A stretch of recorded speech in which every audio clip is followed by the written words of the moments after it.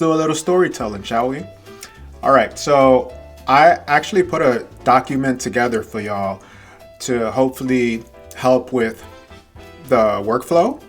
So that being said, let's jump right in.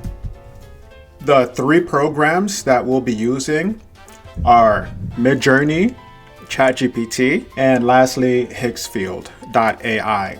So the first thing we're going to do is jump to Midjourney and drop in the prompt that I provided for you. So let me go ahead and copy this whole prompt right here. And sref, just so you know, just basically is the style that we see here, the kind of like yarn or knitted style that we see. That's what that is. So once you're in Midjourney, go ahead and paste the prompt in. Go to settings, and I'm on 3x2. You can basically pick whichever layout you want. On the horizontal side, I would suggest, so let's just keep it 3x2. And then go ahead and submit that prompt. Create is where you will find it being generated. So we're going to let that cook. All right, great. So you're not going to get the exact same image. However, you will get the very close style and setup. Choose an image that you're happy with. In this case, let's say I went with this one on the bottom left. You can go ahead, click on it, and then there's the download image. Click that, download it, and then we're done with Midjourney. Now we move on to the next step, which is to go to chat. ChatGPT is where you will go ahead and slide in your original image, because that's going to be our starting frame for when we begin animating. And what we need are basically, let me go back to the workflow that I created for you. So you see under step 2, we have quite a few frames that we need. So we have our original, we then need a frame 2, a frame 3, and a frame 4.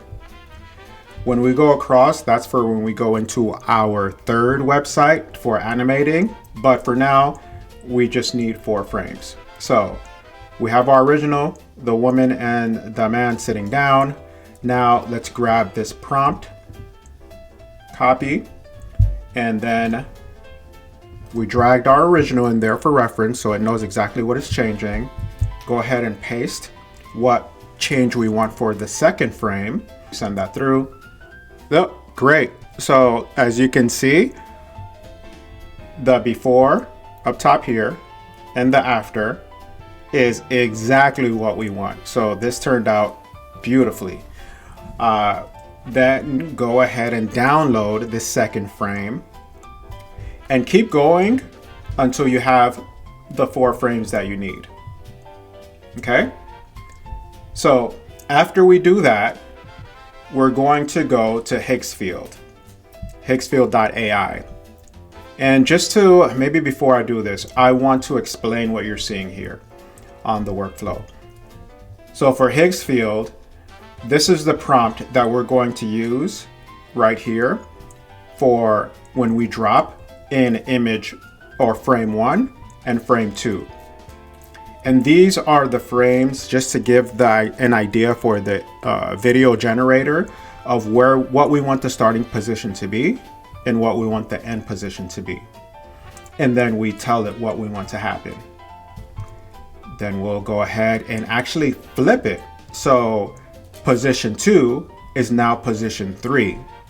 And then we advance the animation, right? So from this position, we want something else to happen to extend the clip, right? So that's where we throw in our next frame, which would be the man yawning and her slightly turning over to the side. And then that becomes the next first frame, and then the new end frame right here. And this will be the prompt for that. So really what we're prompting are 3 scenes going across. So I hope that makes sense. All right, so now that we are where we need to be, video, Minimax, that's how we got here. So under start frame, that's where you're going to drag your frame 1, let that load, and then you can also drag your frame 2 where the woman is touching her hat, or her, I mean, yeah, it's her hat. With this prompt, she has a hat on, and that's fine. And the man's hand is on the bench. So let's go back and grab our first motion prompt, right? Copy, the man places his hands on the bench and the woman lifts her right arm to touch her hair. I don't think it'll be an issue with it saying hair instead of hat, but I mean, we can always change that. Let's just do that right now. It says hat. So if you notice something slightly off with your prompt, go ahead and update it. So we're gonna hit generate. All right, so I went ahead and sent the same prompt multiple times. I didn't like how the first one turned out, and now you see the second one just popped up. We'll take a look at that in just a few seconds here. And then the third one is in progress. So they all turned out a little bit different. First one turned out a little bit wonky. Let's look at the second one.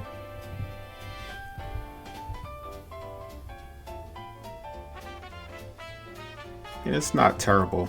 I like that it has like a little stop motion look or vibe to it. The problem there, it needs to be consistent if that's what you're going for. Yeah, this one. Bench is moving strange a little bit, but I'm not mad at it. All right, so let's say I'll go with the third one.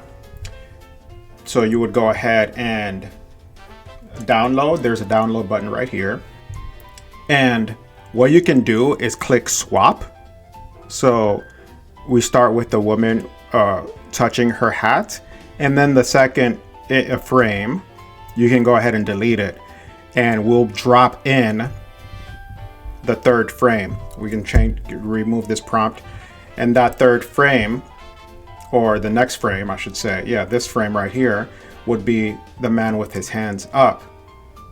So you would copy this, right, and then drop it in here. So in total, you'll just have 3 animations and then you will stitch together. So it's just, each one is 6 seconds, I believe. So it'll be 6 seconds times 3. So you'll have an 18-second short. So that's it. That's how you do it. Now, what I did for mine, which I would advise as well for you if you want to add a little bit more life to it, is to add sound. So ElevenLabs, I added some sounds. I typed in ambient sounds of a park and then birds chirping. And then you would edit that in CapCut.